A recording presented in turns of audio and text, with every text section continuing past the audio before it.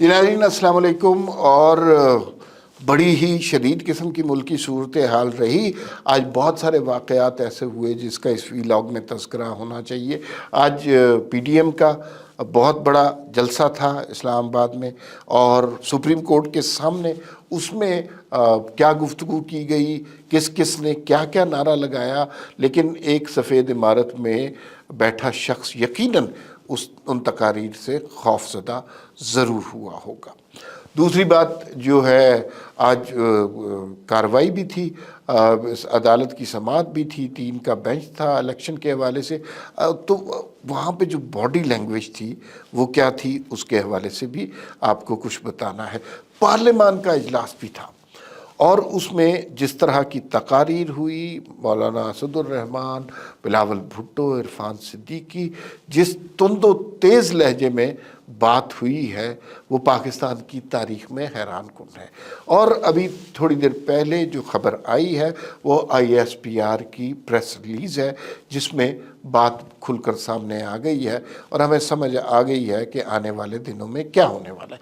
آنے والے دنوں کے حوالے سے ISPR نے جو پریس ریلیز دی ہے اس میں واضح طور پہ کہا گیا ہے کہ جن لوگوں نے آرمی کی تنصیبات کو نقصان پہنچایا، یا وہ جو شر انگیزی میں اور متشدد کارروائیوں میں ملوث تھے، جنہوں نے سرگودا میں جہاز کو MM عالم کے جہاز کو جلایا، سرگودا میں شہداء کی تصاویر کو جلایا، لاہور میں MM عالم کے جہاز کو جلایا، جنہوں نے کور کمانڈر ہاؤس پر حملہ کیا، جنہوں نے GHQ پر حملہ کیا، جنہوں نے میاں والی میں ایسی یادگاریں جلائیں، تو ان کے ساتھ سختی سے نپٹا جائے گا، اور ان کے خلاف آرمی ایکٹ کے تحت مقدمات دائر کیے جائیں گے۔ یہ بہت سیریس بات ہے، جن لوگوں کو پتہ نہیں۔ آرمی ایکٹ ایسا ایکٹ ہے کہ پھر سپریم کورٹ بھی اس کے اندر مداخلت نہیں کر سکتی، تو اس کا مطلب ہے کہ وہ سارے لوگ اب بہت ان کی سختی آنے والی ہے۔ سب کی ویڈیوز فوٹیج نادرا سے شناخت ہو چکے ہیں، اور اب وہ سارے لوگ پکڑے جائیں گے۔ عمران خان کے لہجے میں بھی نرمی آ گئی ہے، انہوں نے کہا ہمیں کیا پتا کس نے کیا کیا، حالانکہ یاسمین راشد خود پہنچی تھی لوگوں کو لے کر، اور یہ سب کچھ عمران خان کے ایما پر ہوا تھا۔ اور اس کے بعد جو ملک میں تباہی مچی ہے، ظاہر ہے فوج نے ایک حد تک برداشت کرنا تھا۔ آپ ان کے اوپر یہ تنقید کریں کہ وہ آئین پاکستان کے خلاف کوئی بات کرتے ہیں، لیکن یہ تقریر کرنا جو عمران خان نے انڈیپینڈنٹ کو اور وائس آف امریکہ کو انٹرویو دیا، انہوں نے کہا ایک شخص ہے جس سے مجھے جان کا خطرہ ہے، اور عمران خان جانے کس حال میں یہ اس طرح کی باتیں کہہ دیتے ہیں۔ اور ISPR کے حوالے سے انہوں نے کہا ISPR صاحب آپ اپنی کوئی پارٹی بنا لیں، تو وہ کسی نے سوشل میڈیا پہ لکھا تھا کہ انہوں نے تو اپنی پارٹی بنائی تھی، وہی بھگت رہے ہیں۔ تو یہ سخت ایکشن ہوگا، اور اس میں اب کوئی بچے گا نہیں۔ جنہوں نے تشدد کیا ہے، چیزیں جلائی ہیں، اس وقت تو نکال دیا ان کو، لیکن اب وہ بچیں گے نہیں۔ اور مجھے نہیں لگتا کہ عمران خان کے جو اینٹی اسٹیبلشمنٹ اور اینٹی آرمی چیف بیانیے کا اب اس کے بعد کوئی وجود رہے گا۔ آپ نے تھوڑا سا احوال آپ کو بتاتے ہیں کہ آج جو جلسے میں ہوا، جلسے میں ساری تقاریر بہت سخت تھی، لیکن 2 تقاریر مریم نواز کی اور مولانا فضل الرحمان کی وہ تو بہت ہی سخت تھی۔ مریم نواز نے جو گفتگو کی، انہوں نے کہا کہ جس کی سانس کہتی ہے کہ یہ کمبخت مارشل لا نہیں لگاتے، انہی کمبختوں نے جوڈیشل مارشل لا لگا دیا ہے۔ اب یہ کمبخت کا لفظ چیف جسٹس کے لیے استعمال کیا ہے، اور پھر یہ مریم نواز نے یہ بھی جملہ کہا کہ سفید سنگ مرمر کی عمارت میں بیٹھنے والے اس عمارت کو داغدار مت کرو۔ یہ اس میں گفتگو ہوئی ہے۔ پھر جو ہے مطلب رینجرز کے حوالے سے انہوں نے کہا عمران خان کو تو رینجرز کا شکر گزار ہونا چاہیے۔ عمران خان کی ٹانگ 6 مہینے سے ٹھیک نہیں ہو رہی تھی، کبھی پلستر چڑھا، کبھی گولیاں لگیں، کبھی چھرے لگے، کبھی ویل چیئر، 2 دن میں انہوں نے کہا جی کہ یہ جو ہے ٹانگ ٹھیک کر دی۔ اور یہ اس طرح کی گفتگو. پھر انہوں نے کہا وہ ساری داستان دہرائی کہ کس طرح پاناما سے یہ شروع ہوا. انہوں نے ثاقب نثار کا نام لیا اور آصف سعید کھوسہ کا نام لیا, اعجاز الاحسن کا نام لیا اور فیض حمید اور جنرل باجوہ کا بھی نام لیا. اور فیض حمید کا جب نام لیا اس وقت جو عوام کا جوش تھا وہ بڑا حیران کن تھا. یہ اسی طرح کا جوش و جذبہ تھا جس طرح کا اس زمانے میں گجرانوالہ میں جب نواز شریف نے جنرل باجوہ کے بارے میں کہا تھا کہ جنرل باجوہ صاحب یہ فتنہ آپ لے کے آئے ہیں, آپ ہی سے سنبھالیں. تو وہ بہت حیران کن منظر تھا. لیکن انہوں نے یہ نہیں کیا کہ جنرل باجوہ کا نام نہ لیا ہو, اور وہ لیا. پھر اس کے بعد مولانا فضل الرحمان کی باری آئی اور ان کے لہجہ اس سے بھی زیادہ تند تھا.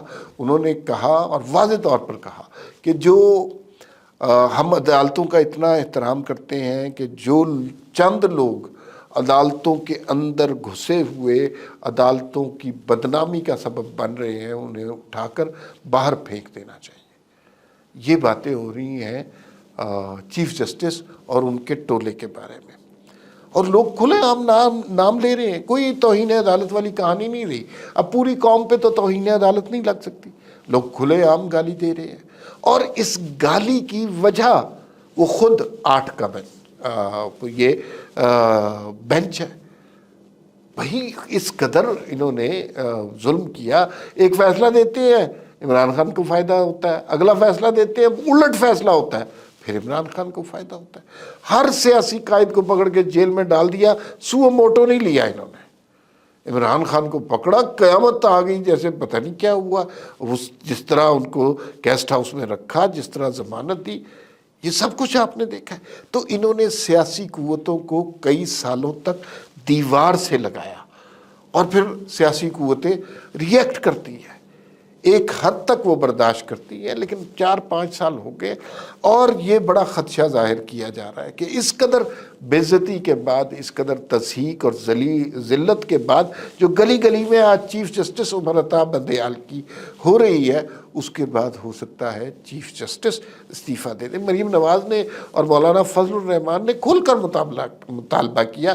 مریم نواز نے یہ بھی کہا چیف جسٹس مستعفی ہو, جو مراد, جو تنخواہیں, جو سہولتیں, جو پلاٹ انہوں نے حاصل کیے ہیں ریاست پاکستان سے, وہ سب کچھ واپس کریں.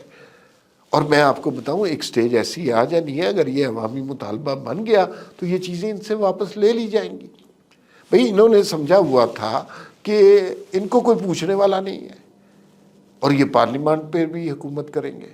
پارلیمان نے آج ثابت کر دیا, عوام نے ثابت کر دیا کہ ان کی کوئی ٹکے کی عزت نہیں ہے. پھر پارلیمان کا ایک حال بھی سن لیں. پارلیمان میں آج جو گفتگو ہوئی ہے, بلاول بھٹو نے جو گفتگو کی ہے, اسد الرحمان نے جو گفتگو کی ہے, پھر اس کے بعد عرفان صدیقی نے جو گفتگو کی ہے, پارلیمان تو بالکل کلیئر ہے کہ ہمارا حق ہے حکومت کرنے کا, ہم ووٹ سے منتخب ہوتے ہیں, ہم عوامی نمائندے ہیں, ہم پارلیمان کے اوپر کسی کو حکمران نہیں ہونے دیں گے. بالکل. اور یہ بات بڑی واضح طور پر بار بار کہی, ہر تقریر کا اینگل یہی تھا, اور اس سے پتہ چل رہا تھا کہ پارلیمان تو کسی صورت میں بیک آؤٹ کرنے کے لیے تیار نہیں ہے, وہ اپنے اختیارات لے کر رہے گی. ملک کا ماحول آپ دیکھ رہے ہیں کیسے بن رہا ہے, جلسہ ہو رہا ہے, اور اس میں چیف جسٹس کو گالی پڑ رہی ہے کھلے عام. پارلیمان ہے, وہاں چیف جسٹس کو گالی پڑ رہی ہے. پھر اس کے بعد جناب ISPR کی جو پریس ریلیز ہے, یا گزشتہ کچھ دنوں کی بات ہے, اس سے بھی لگتا یہی ہے کہ وہ کیوں نہیں پکڑ رہے اس کو, ان چیزوں کو. تو آرمی ایکٹ کی ضرورت تو تبھی پیش آئی. آرمی ایکٹ کوئی بہت زیادہ ایسی چیز نہیں ہے, اچھی ہے, لیکن اگر ایک عدالت کے چند ججوں نے فیصلہ کر ہی لیا ہے کہ انہوں نے سچ نہیں بولنا, درست نہیں فیصلہ کرنا, تو کوئی نہ کوئی صورتحال اس سے اس کا متبادل کریٹ ہونی چاہیے. اور وہ آج ہم نے دیکھا کہ ہو گئی ہے. آج کچھ دوست کورٹ میں بھی گئے جہاں پہ عطا بندیال صاحب نے وہ مقدمہ جو ہے الیکشن والا کرنا تھا, اور توقع تھی کہ وہ بات کریں گے کہ سیاسی الیکشن کیوں نہیں کرائے, وزیر اعظم معطل اور فارغ, کابینہ فارغ اور پارلیمنٹ فارغ. لیکن آج جتنے لوگ وہاں گئے ہیں انہوں نے کہا ہے کہ ان کی باڈی لینگویج بڑی ڈسمل, ڈیجیکٹڈ, ڈپریس تھی, پریشان تھے, اور گھبرائے ہوئے تھے، اور اس کی ریزن یہ ہے کہ اب انہیں اپنا انجام نظر آ رہا ہے۔ ان کے لہجے میں وہ تنتنا، وہ تکبر اور وہ فرعونیت نہیں جس کی ہم مثالیں پچھلے دنوں دیکھتے رہے ہیں۔ پھر وہ یاد رکھیے گا کہ اب ان کے حوالے سے، صرف ان کے حوالے سے خبریں نہیں آ رہی، ان کی ساس کے حوالے سے بھی خبریں آ رہی۔ یہی وہ عمران خان کا کلٹ ہے نا، جو اتنا طاقتور ہو گیا ہوا ہے اور وہ آہستہ آہستہ لوگوں کے ذہنوں پر سوار ہونے لگا ہوا ہے۔ تو وہ اب وہ شیکلز ٹوٹ رہے ہیں۔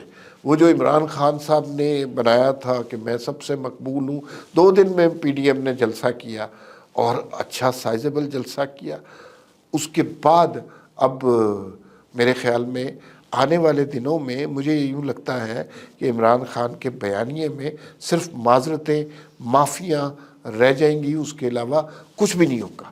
اب وہ صرف اپنے اقدامات پر معافیاں مانگیں گے، لیکن اب معافی اس لیے نہیں ملے گی کہ اب جگہ جگہ آپ کو وہ آڈیو لیکس ملیں گی، جس میں کبھی اعجاز چودھری آپ کو نظر آئیں گے، کبھی یاسمین راشد، کبھی پی ٹی آئی کا کوئی اور لیڈر، کبھی عمران خان کی مسرت چیمہ سے گفتگو، جو اس بات کا ثبوت دیں گے کہ یہ جو ملک میں تشدد ہوا، فوج کی تنصیبات پر جو حملے ہوئے، وہ عمران خان کے ایما پر ہوئے۔